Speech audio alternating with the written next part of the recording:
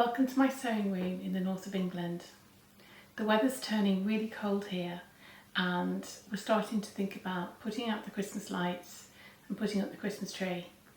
But before I do that and make anything Christmassy, I would like to show you one of my old sewing machines. In fact, it's my original sewing machine. When I first left home in the 80s, I borrowed my mother's sewing machine, and then I bought my own second-hand sewing machine from a market in Chelmsford in Essex in the southeast of England for £25. And I used it over the years for curtains, Christmas pantomime outfits, that kind of thing. And in those days I had to put it away every time I used it. I'm so lucky now that I'm able to have a sewing room like this.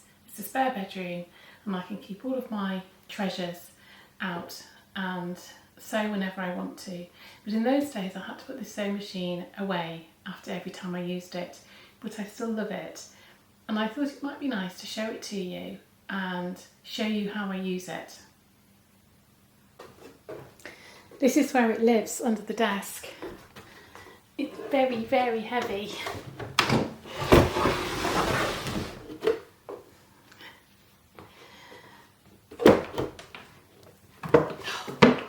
What to do now is show you the machine and show you how to thread it up and get it working.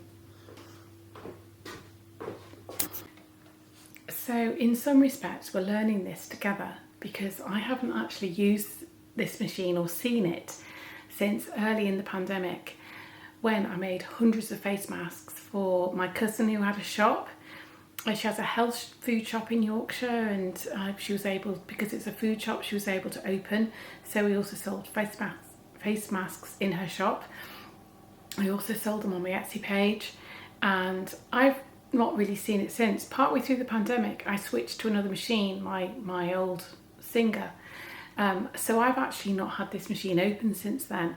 So to some extent we're actually learning together, and I'm hoping that I've got some muscle memory and I can remember how to use it. So once you've hauled your machine up onto a table, make sure it's on a flat surface and it's steady. When you have got the machine plugged in like this, when you press the pedal, it'll start the machine going. Now, I recommend that whilst you're threading up the machine and getting used to it and cleaning it, that you actually don't have that in, because you don't need it in to thread the machine, because you're going to be turning this manually, and for safety's sake it's probably best to start without it in. Don't know if you noticed, but in the previous shot I had all bits of black here. I've realised one of the actual feet has disintegrated and come off, but it seems to be quite steady. So hopefully you'll have a pedal, which people tend to normally store in here. Now, this is not the one that was original with the machine, and you're not very likely to find a one with the original pedal. One of the reasons being that if you buy a motor, I'll show you the motor in a minute, it's also not the original motor. It often comes with the foot, they work together. So that's what we did a few years ago with this machine. I've had this machine since the 1980s, and it's quite old, but it was getting a bit worn out and the motor went. So you can't buy the motor, you couldn't buy the motor without the pedal. Now, some of the original pedals, people modified them so that when they were pressed, you wouldn't get interference on the TV. I can't remember what the gizmo's called that they put inside it, but they do corrode over time. And I've actually experienced with an old machine putting the pedal on the floor, pressing the pedal, starting to sew, and then not being able to stop. It's quite alarming because the machine's firing away there at full blast and you can't turn it off. You have to unplug it at the wall. This is one of the reasons why I say get your sewing machine checked before you start to use it, especially if you've inherited one or just acquired one from a sale and you want to use it. It's very tempting to just get going, but do have it checked first. So first thing to do is put your pedal on the floor and plug it in here. Now I'm not going to plug it in at the wall because we're going to be threading it up, and I'll do that in a minute. So I'll explain this as though you don't know anything about how sewing machines work. If you are sewing by hand with a needle and thread, you've got one thread, one needle, and you just sew your piece of sewing like this. A sewing machine is different. It makes the stitch by combining two threads. So it has one at the top with your spool of thread there, and then it has one at the bottom underneath here. I'll just show you the workings underneath there, but it's here. And this is on what we call a bobbin. Now, this is a Jones bobbin. They're all different. And so if you don't have one, you need to go to a sewing machine shop and buy a bobbin that is suitable for sewing for Jones machines. You can get plastic ones, but you pay a very small amount more for metal ones, and I recommend the metal ones. Then you have a bobbin holder which fits under here, which I'll show you in a moment. But the first step is to wind up some thread onto the bobbin. Now, I've already got some on here, but if you just got it out the packet, it'll be empty. And I'll just show you how to do that first. So you get your spool of thread, reel of thread, and even if you've already got some thread on, you can still do this, as long as it's not got up to the, as long as it's not full up, and just wind this round a few times, covering up the end. This is how I do it, covering up the end like that. And then you have put, this is where you will have the thread when you're sewing. This is where you put the thread when you want to fill up your bobbin. So put it on here like this, then put the thread through these two tensioning plates here, and then pop your bobbin onto the bobbin winder. And now this little wheel here, just turn it round. This is why it should be unplugged at this stage. Turn it round and you'll feel it slip on like that. There's like a little notch there, and then press it back to there, and you can see that lever there is what guides how much thread's allowed on there. Now, I think I might have said before that on old sewing machines, one of the things that very often doesn't work well is the bobbin winder. The machine can work fine, but the bobbin winder can be a little bit fiddly. Now, mine is fine, but you do have to keep it pressed on like this with a pen. Otherwise, I think there might be something loose. I'm not sure. I have tried tightening it. But basically, when you push that back there like that, it comes into contact with the drive wheel, and that's what turns this wheel round and winds up your bobbin. But for some reason, mine only works if I push it like this. So I'm just going to plug it in now.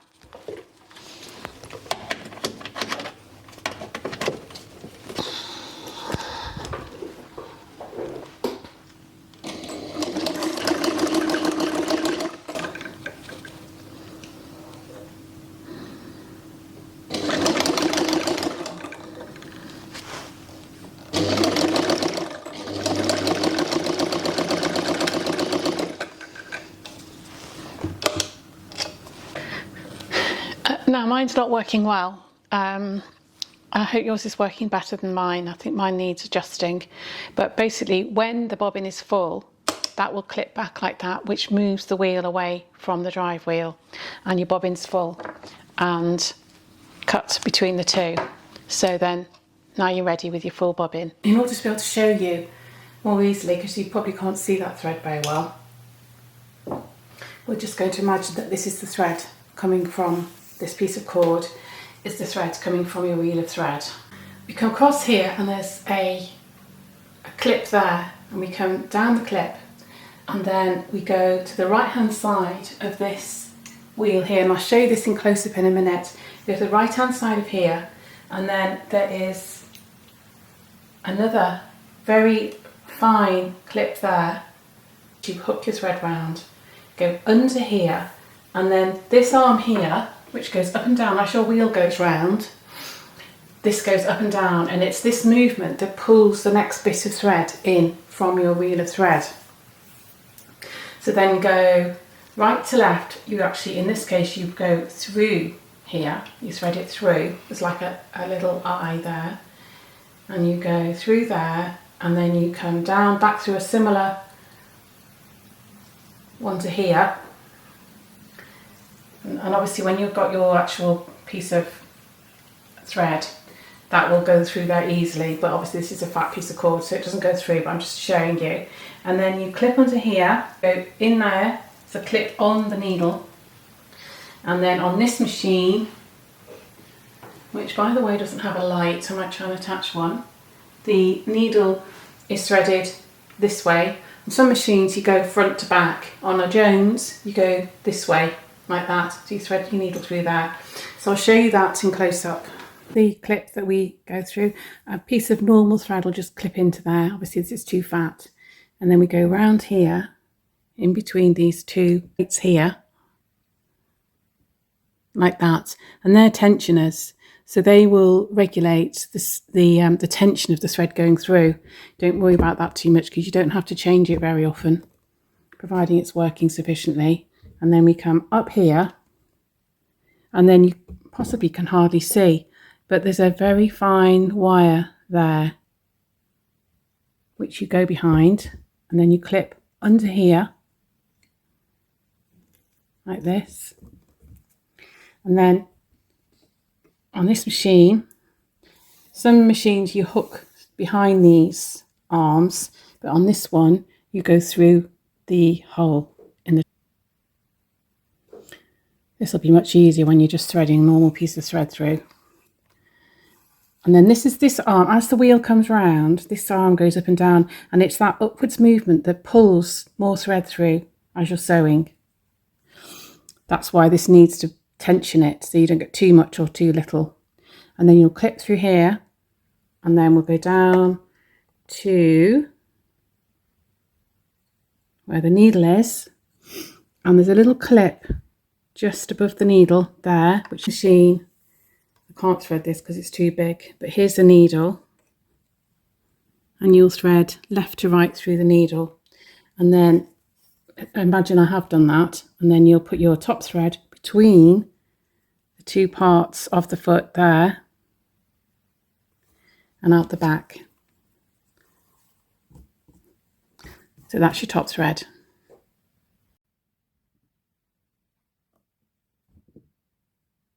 It's gone round here, and then you hook it behind this wire underneath there, and then up to the top here. Clip through this eyelet here, so just go, show you that again, just go left to right and it'll go in like that. See how easy it is. And then here under the needle, and then we'll thread the needle from the left to the right. Now if you're ever threading any needles, whether it's hand sewing or on a machine, get the sharpest pair of scissors that you've got, and this might sound a bit ridiculous, but cut the thread off at an angle like that, and it does help to thread the needle quite a lot.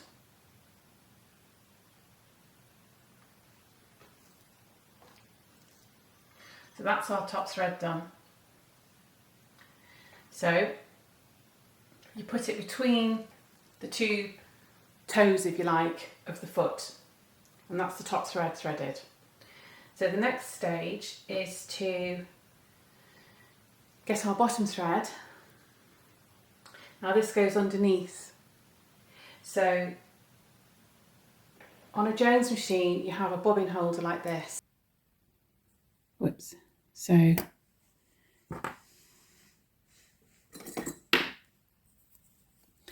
the bobbin goes in there, and the thread will be going up there, and the actual end of the thread will be coming out of here. So put it in so that the thread is coming down the top of the reel like this. Put it in, and then allow the thread to go up like this.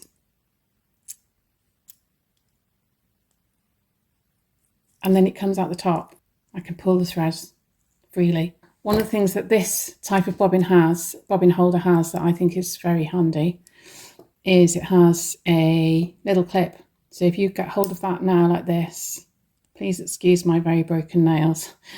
I have something wrong with my nails, which means they split and break all the time. So you hold it like this, and it means that you can then put this in here, and you put it with the, so you've got this bit at the top. As you put it in, you let go of the clip and it's in position like that. Do that again. And it's going on this spool here. You want this bit at the top. By the way, make sure that the needle is up and not in the way. Make sure the needle's up when you do this. And put that in there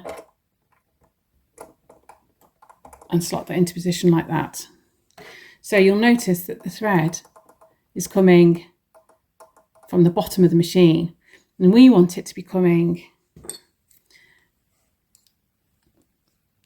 up here, because that's where the bottom thread comes up through. These teeth, they move the fabric through as the mechanism goes round. Whoops. These teeth move the fabric through, keep it moving. Now the way we do that is by effectively mimicking a stitch. So get your bottom thread that's coming from the bottom, and get your top thread that's coming from the top, and put your hands on them like this, so that you're keeping them in position but you're not stopping them moving.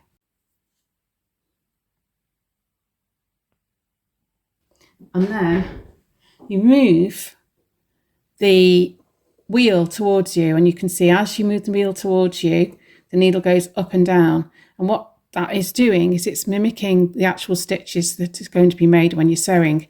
And what you do is you're using the top thread to pull up the bottom thread. So just pull like that, and now, oops, that's come on clipped there. Now you've got your top thread where it was, but you've used it to pull up your bottom thread. Can you see it's coming up through that hole that I was pointing to before? So now we can put the plate back on, and put grease oil on there. And you do need about, I'd say, 6 to 8 inches of thread running off the back, just so that you've got something to work with. And you put the top thread between the toes of the foot, as it were, before you start sewing, and you trail and move the back like that.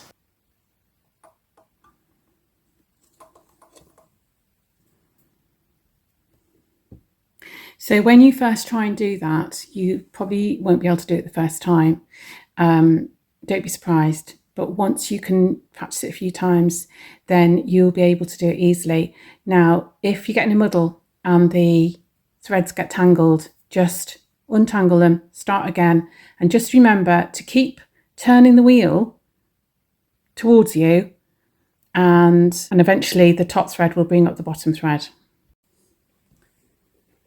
So now it's time to see whether after all this time this machine still wants to sew, and I'm actually quite looking forward to seeing what it feels like, because I haven't used it for so long, and when I first started using it I was sewing not really for pleasure but out of need, and I've been using different machines for about 5 years now, since the pandemic, so 4 years. So it'd be quite interesting to see what it feels like to sew with it. I'm showing you. So when you slide your fabric in now, because you've got one thread coming from the top of the machine and one from the bottom, your fabric is in between the two stitches, two threads, and then the machine is going to work to combine those threads together through the fabric, and that's how you sew. So here we go.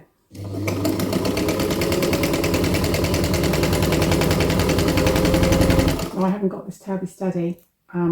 So that's another point, which is make sure you're really flat. This is pretty good, but I've shifted it around a bit.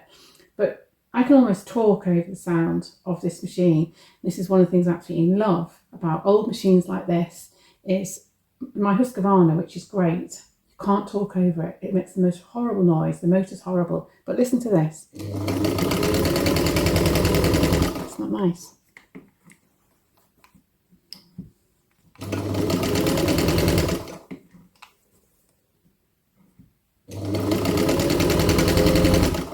Now, this here is what adjusts the stitch length on this machine. So you unscrew it like this and push it down to make it go to the longest stitch.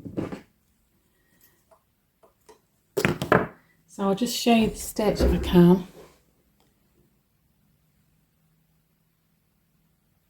It's lovely even stitch. But as with all machines like this, that's all it does.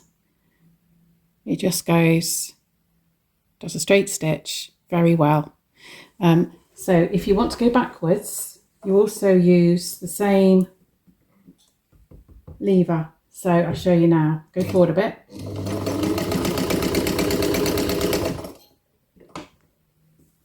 And it just goes back now. I really hope that you've enjoyed this quick tour of the Jones sewing machine. I'm very pleased myself, having left this one under a desk for 4 years, got it back out again, dusted it off. How nice it sounds and how lovely it is to use. So much so that I've decided I'm going to use it for my first Christmas project. It's nearly December and I'm going to make some snowflake squares and make them into a table topper. So I hope you'll watch that video. But in the meantime, if this has helped you to get your sewing machine going, I'd love to hear from you. And if you've got any questions, please put something in the comments. And although this is a very quick tour of the machine, if you've got any questions, I will try my very best to answer them. I'd love to hear from you. Thanks for watching.